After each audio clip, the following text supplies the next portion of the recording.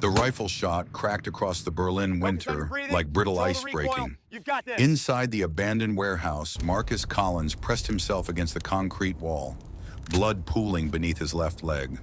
3 stories below, KGB operatives swarmed the entrance. They had been waiting. Someone had betrayed them. "Phantom 7, do you copy?" Collins whispered into his throat mic. The only response was static, followed by 3 clicks, their emergency abort signal. Through his scope, he caught a glimpse of a shadow moving across the rooftop opposite. A flash of blonde hair, the glint of a rifle barrel, then nothing. His spotter was already dead beside him, a neat bullet hole centered in his forehead. "Victoria," Collins muttered, trying his radio again. "Phantom 7, coordinates for extraction." 3 more shots in rapid succession from the opposite building. Not aimed at him, but at the KGB operatives below. Each shot found its mark with devastating precision. Then silence, followed by an explosion that rocked the building's foundation. The last thing Collins saw before losing consciousness was a figure in black, falling from the adjacent rooftop, engulfed in flames. Fort Benning, Georgia, present-day Truman Range, stood like an ancient coliseum under the Georgia sun, weathered by decades of bullets and the sweat of America's finest marksmen. The morning fog had barely lifted when the candidates began arriving for the Advanced Sniper Qualification Course, a program so selective that 90% would wash out before completion. Lieutenant Colonel James Collins, U.S. Army, Red Armory, watched from the observation tower, his weathered hands gripping the railing. At 62, his once robust frame had thinned, but his eyes, those piercing blue instruments that could spot a target at 1,000 yards, remained unchanged. His prosthetic leg caught the morning light as he shifted his weight. "They're sending us a woman this year," said Captain William Hayes, approaching with a clipboard. "Command's new diversity initiative." The disgust in his voice was barely concealed. Collins studied Hayes silently. 15 years as his subordinate, yet something about the man had always felt off, like a rifle scope that never quite zeroed properly. "I don't care if they send us a circus monkey," Collins replied evenly, "as long as they can shoot." The candidates assembled on the range, each standing at rigid attention. 13 men in pristine military fatigues with regulation haircuts and polished boots, and 1 woman. Sarah Mitchell stood half a head shorter than the shortest male candidate. 5'2", maybe 115 pounds soaking wet. Her olive drab uniform hung loosely on her frame, faded from what appeared to be actual field use rather than training wear. Unlike the men's newer model sidearms, her holster contained a weathered Beretta M9, a veteran's choice, not a recruit's. Hayes approached the line with deliberate slowness, stopping first in front of the elite squad known informally as Alpha Team, Lieutenant Westbrook. Hayes nodded at their leader, Ryan Westbrook, 6'2" of West Point precision and third-generation military lineage. "I expect your team to set the standard, as always." "Yes, sir," Westbrook responded, eyes front, but his peripheral vision fixed on the woman at the end of the line. Hayes continued his inspection until reaching Mitchell. He circled her like a shark, his shadow eclipsing her small frame. "Mitchell," he said, deliberately omitting her rank, "care to explain why you believe you belong in this program?" Her response came without hesitation or defensiveness. "2 tours in Afghanistan, expert marksman qualification, formal request from Colonel Taylor, Special Operations Command." Hayes's lip curled slightly. "That's what your file says. What I see is 115 pounds of political correctness that will endanger real operators." From the tower, Collins watched the exchange with focused intensity. Not Mitchell's responses, which remained professionally neutral, but her eyes. They moved constantly, cataloging details, distances between firing positions, wind flags, the exact position of each instructor. Not the wandering gaze of nervousness, but the calculated assessment of a tactical mind. "Candidates, draw your assigned weapons," Hayes ordered, returning to the front. Alpha Team received the newest Remington MSR rifles with advanced optics. The remaining candidates were handed standard-issue M40A5s. When Mitchell approached the weapons table, the quartermaster's smile was cruel. "Special order for you," he said, handing her a Vietnam-era M24. The rifle looked like it had been recovered from a museum storage closet. Its scope was visibly misaligned. Instead of protesting, Mitchell took the weapon with practiced hands, her fingers automatically performing a function check with such fluid speed that Collins blinked twice. 20 seconds. A complete field strip and reassembly in 20 seconds. Collins leaned forward, his prosthetic leg forgotten. Only one unit had ever been trained to field strip a rifle that fast. Phantom unit, dissolved in 1989 after the Berlin Wall fell. "Impossible," he whispered. Mitchell was arranging her ammunition in a distinct pattern that sent a chill down Collins' spine, a horseshoe configuration that had been the Phantom unit's signature. Their way of identifying each other covertly in the field. Hayes ordered the candidates to their firing positions. 500 yards, standard silhouettes, wind variable from the southwest at 15 knots. Collins watched as Mitchell settled into position behind her antiquated rifle. Her breathing pattern caught his attention immediately. 4-count inhale, 2-count hold, 4-count exhale. The precise rhythm developed for Phantom unit snipers. The 4-2-4 pattern. Westbrook fired first. 5 shots, 5 hits grouped tightly in center mass. His Alpha Team followed with similar results. When Mitchell's turn came, Hayes deliberately walked behind her position, his boot crunching gravel just as she prepared to fire. The distraction technique was as old as sniper school itself. Mitchell didn't flinch. Her first shot cracked across the range.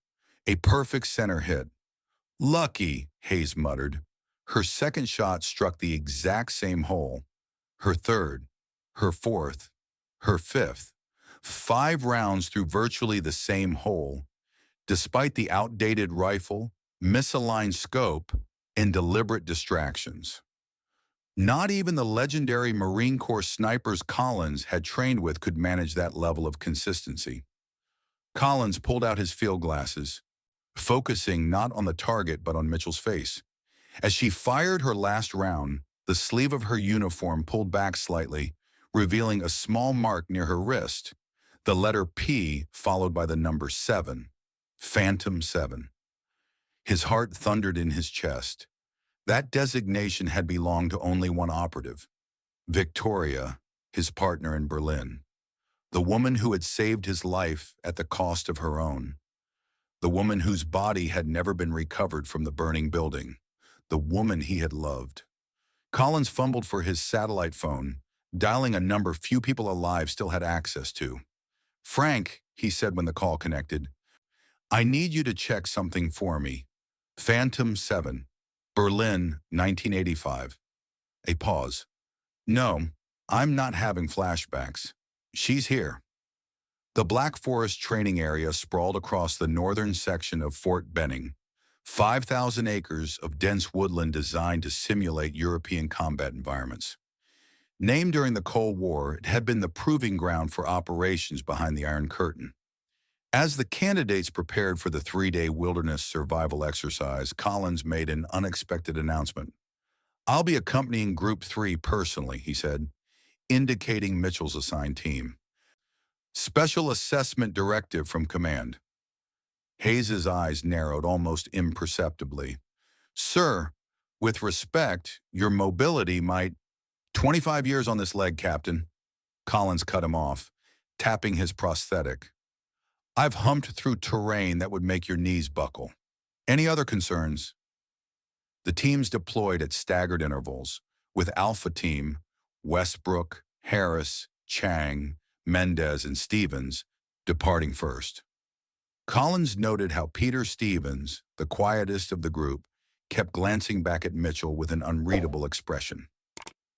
2 hours into the forest, Collins deliberately fell behind with Mitchell as they crossed a shallow creek. That's an interesting marking on your wrist, he said without preamble. P7. What does it stand for? Mitchell's stride didn't falter. Sir? Let's not waste time, Mitchell. I knew the original Phantom 7 personally. Berlin, 1985. She died saving my worthless hide from the KGB. Mitchell stopped, turning to face him fully for the first time. Her eyes, he realized with a jolt, were exactly the same shade of gray as Victoria's. Phantom Unit was deactivated in 1989, Colonel. It doesn't exist.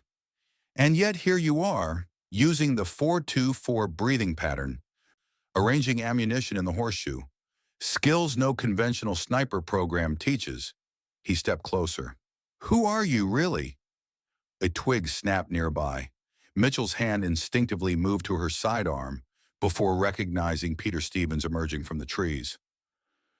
Sir, Stevens addressed Collins, his voice low and urgent. I need to speak with you, privately. Collins nodded at Mitchell, who moved ahead but remained within sight. Captain Hayes has been using an unauthorized radio frequency, Stevens reported. I monitored a transmission earlier. Russian language. Military encryption pattern. Collins felt the familiar cold dread he'd known in Berlin. You're sure? Stevens nodded. I worked signals intelligence before transferring to sniper school. The transmission mentioned delivery tonight at 2100 hours. Before Collins could respond, the distant crack of a rifle shot echoed through the trees. Then another. Not from the training area, from the direction of the main base. Go! Collins ordered Stevens. Find the rest of your team. Rally at checkpoint Delta. As Stevens disappeared into the forest, Mitchell reappeared. It wasn't scheduled weapons testing, she said, having clearly heard the shots.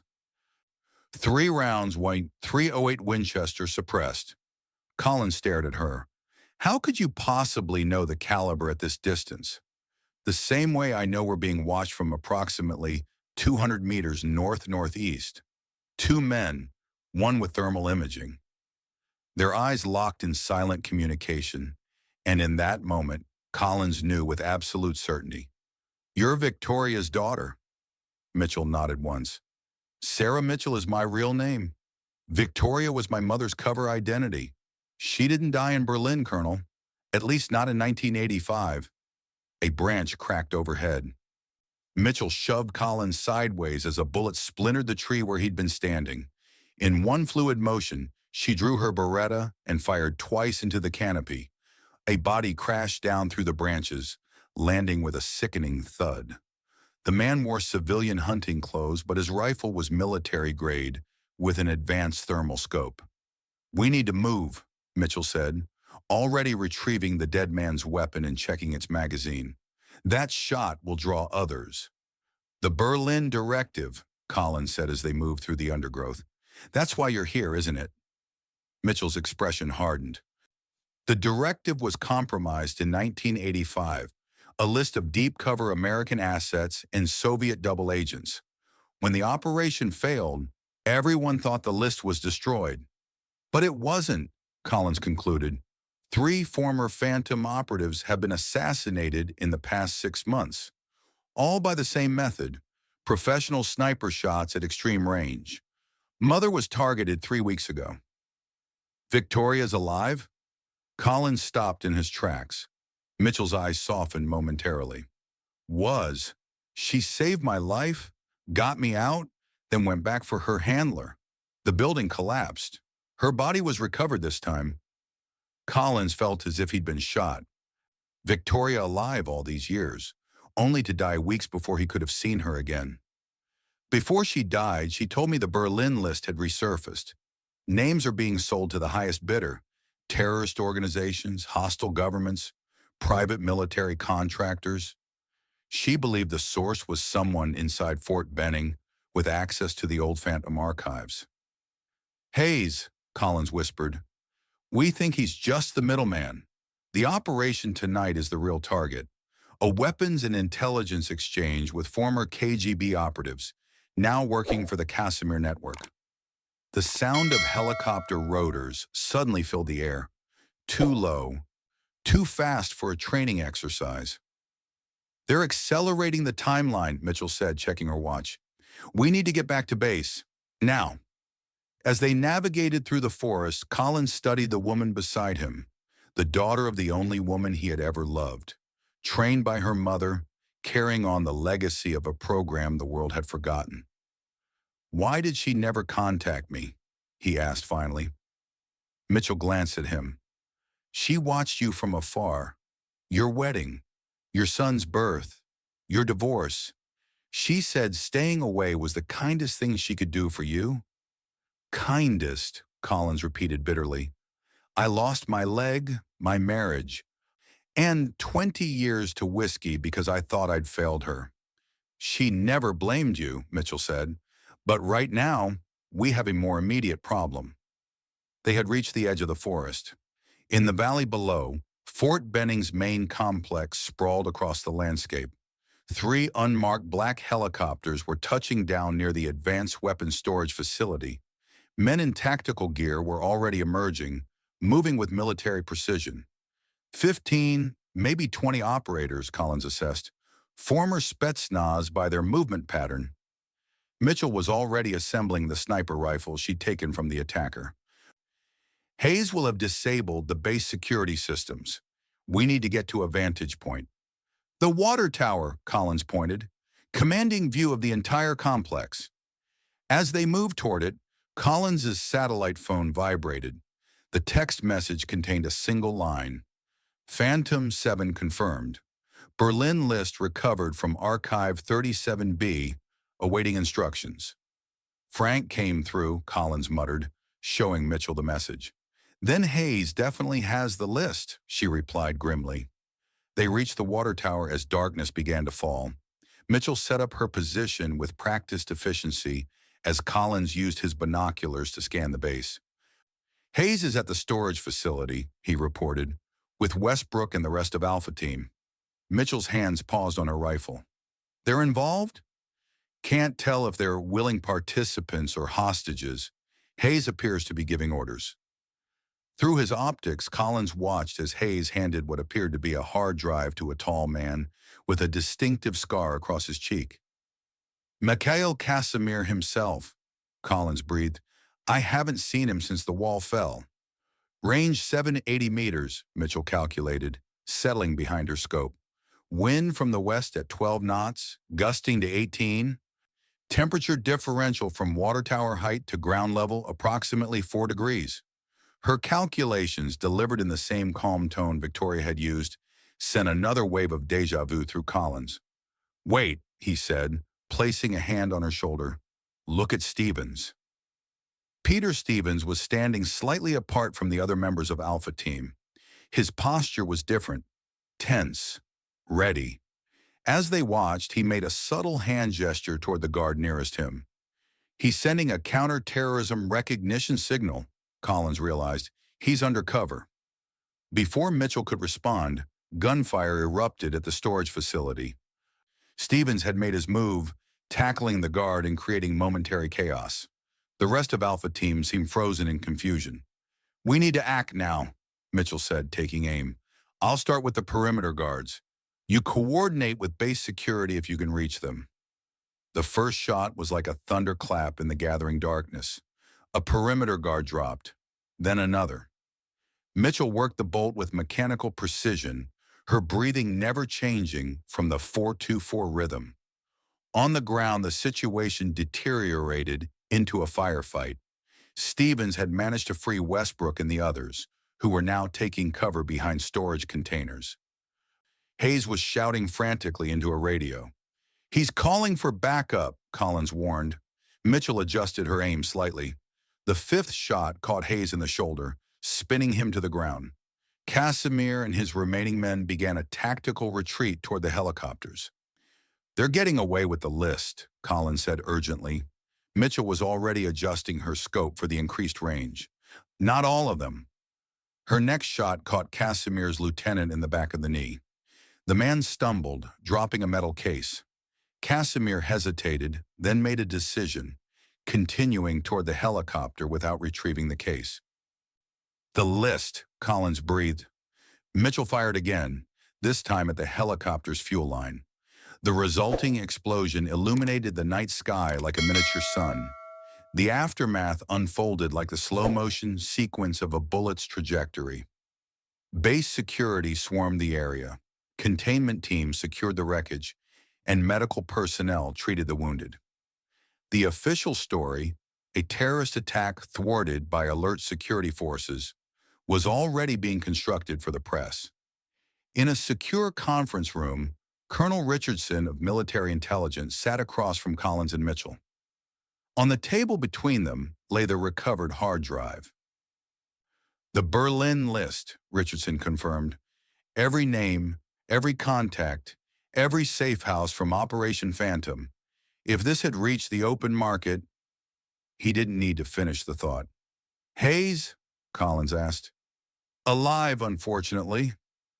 Gunshot wound to the shoulder, but he'll stand trial. Preliminary interrogations suggest he's been selling intelligence to the Casimir network for at least 5 years. Mikhail Casimir? Richardson's expression darkened. No body recovered from the helicopter wreckage, presumably escaped. Mitchell showed no reaction to this news, but Collins recognized the slight tightening around her eyes. Victoria had done the same whenever a target eluded her. An Alpha team? Mitchell asked. Lieutenant Westbrook and his men have been debriefed. They were unaware of Hayes's activities. Stevens, as you discovered, was counterintelligence, placed in the program 6 months ago when we first suspected a leak. Collins leaned forward. What happens to the Phantom protocols now?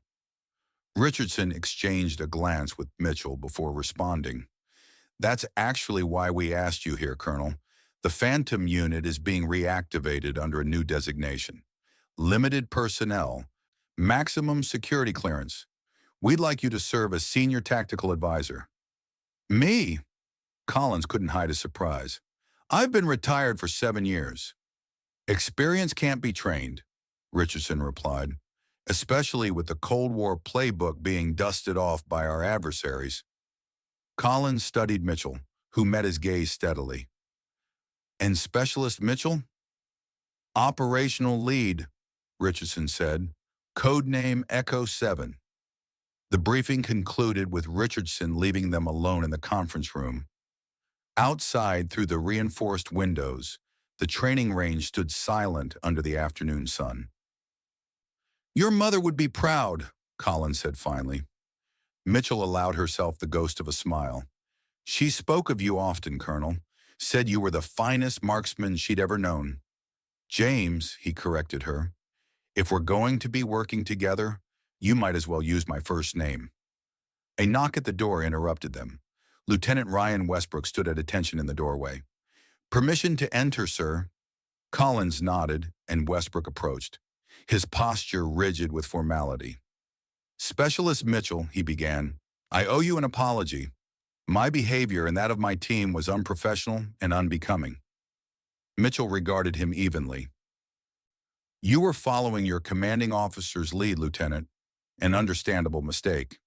No excuse, ma'am. Westbrook's jaw tightened. I've requested transfer to standard infantry. I clearly have more to learn about leadership. Collins intervened. Request denied, Lieutenant. Your record indicates exceptional skill, marred only by poor judgment in this instance. Sir, the newly formed Echo unit will need a secondary team lead, Collins explained. Someone who's learned the hard way that appearances can be deceiving. Westbrook looked between them, confusion evident. I don't understand, sir. You will, Mitchell assured him. Report to Range 4 tomorrow at 600. Bring your team. The real training begins then. After Westbrook left, Collins turned to the window, his reflection overlaid against the distant targets. We never found who betrayed us in Berlin, he said quietly. The original mission. Someone gave our position to the KGB before we even entered the building. Mitchell moved to stand beside him. Mother had theories, names she was investigating when she died. Names on the Berlin list. Some, others more recent. The Casimir network has tentacles throughout Western intelligence agencies. Collins nodded slowly. Then we have work to do. The graduation ceremony for the sniper qualification course took place 2 weeks later. Of the original 14 candidates, only 6 remained: Mitchell, Westbrook, and the rest of Alpha Team. They stood at attention as Collins addressed them. The skills you have demonstrated here represent the finest traditions of American military excellence, he began. But the truest test of a warrior isn't technical proficiency, it's discernment, knowing when to act, when to wait, and most importantly, who to trust. He moved down the line, presenting each graduate with their insignia. When he reached Mitchell, he paused. Specialist Mitchell has achieved the highest qualification score in the history of this program, he announced. More importantly, her actions during the recent security incident saved countless lives. From his pocket, Collins withdrew a small silver pin, a phantom eagle with wings spread, the number 7 barely visible on its chest. He pressed it into Mitchell's palm privately as they shook hands. "Your mother wore this in Berlin," he whispered. That evening, as the sun set over Fort Benning, Collins and Mitchell stood before a memorial wall inscribed with the names of fallen soldiers. Collins traced his fingers over a particular name, Victoria Adams, the cover identity of Phantom 7. "The war never really ended, did it?" he asked. Mitchell shook her head. "It just changed forms. Enemies became businessmen. Battlefields became boardrooms. But the stakes remain the same. And Casimir will surface again. Men like him always do." She turned to face him fully. "When he does, we'll be waiting. Mother taught me patience above all things." Collins nodded, seeing Victoria in the determined set of her daughter's jaw. "Your first official mission as Echo 7 begins tomorrow. The Intelligence Division has identified a possible Casimir network cell operating out of Seattle." "We'll be ready," Mitchell assured him. As they walked toward the base headquarters, Collins felt something he hadn't experienced in decades. Purpose. Not just duty or obligation, but true purpose. Victoria was gone, but her legacy lived on through her daughter, and now through him as well. "Tell me," he said as they reached the building, "did she ever forgive me? For Berlin?" Mitchell stopped, turning to face him. "There was nothing to forgive, James. She made her choice. We all do in this line of work."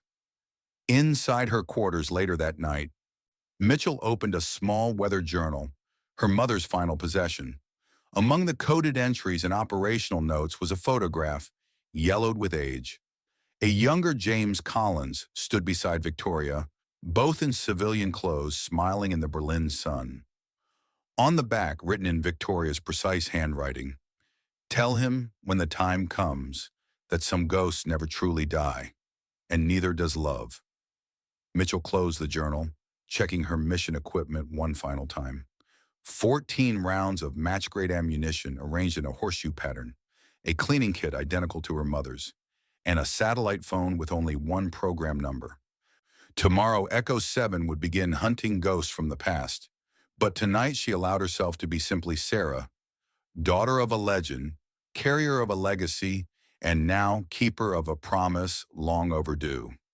In his own quarters, James Collins held a glass of water, not whiskey for the first time in years, and studied an old map of Berlin, the location of their failed mission marked with a faded X. Tomorrow they would begin unraveling a conspiracy decades in the making. The Berlin list was just the beginning. "We'll finish what we started, Victoria," he whispered to the empty room. "I promise."